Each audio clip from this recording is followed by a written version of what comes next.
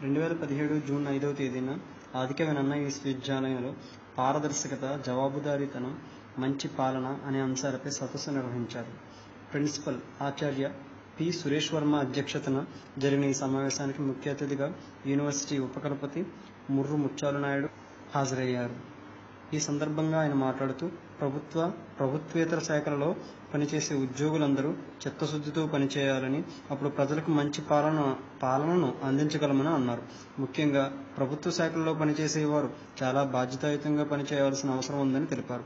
ప్రజల సొమ్ముతో జీవనోపాధి సాగించే ప్రభుత్వాధికారులు, సిబ్బంది ప్రజలకు జవాబుదారీతనంగా ఉండాలని వీసీ అన్నారు. అలాగే ప్రభుత్వ పనిని జాప్యం చేయడం అభివృద్ధికి ఆటంకమని, సమయపాలనతో పారదర్శకంగా వ్యవహరించి మంచి పాలనను అందించాలని కోరారు.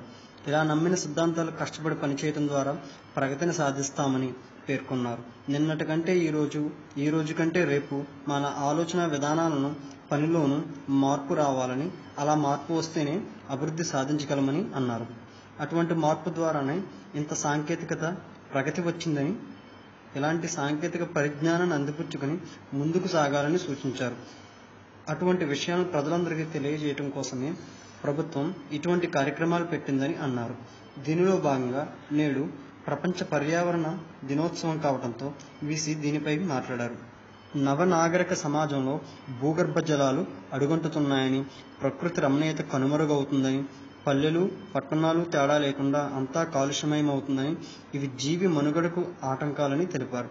కాంక్రీట్ జంగిల్లో జీవిస్తూ ప్రకృతిని చిన్నచూపు చూస్తున్నామని, అది భావి తరాలకు భవిష్యత్తు అని అన్నారు.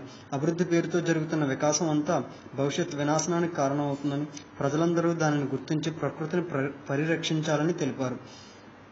ప్రకృతి పరిరక్షణలో భాగంగా యూనివర్సిటీలోని విస్తారంగా మొక్కలు పెంచుతున్నామని, చెరువును కూడా అభివృద్ధి చేసి నీటి నిల్వలు పెంచుతూ తమ వంతు పాత్ర పోషిస్తామని పేర్కొన్నారు. ఇంత చక్కటి ప్రకృతి ఒడిలో యూనివర్సిటీ ఉండడం గోదావరి జిల్లా వాసుల అదృష్టమని తెలిపారు. ఈ కార్యక్రమంలో యూనివర్సిటీ అధికారులు ఆచార్య పి. సురేష్ వర్మ, ఆచార్య K. Sri Ramesh, doctor A. Mattareddy, professor S. Teki, doctor Y. Srinivasarao, doctor P. Venkateswararao, doctor Vijaya Nirmala, doctor T. Muralidhar మరియు ఎస్. లింగారెడ్డి తదితరులు పాల్గొన్నారు.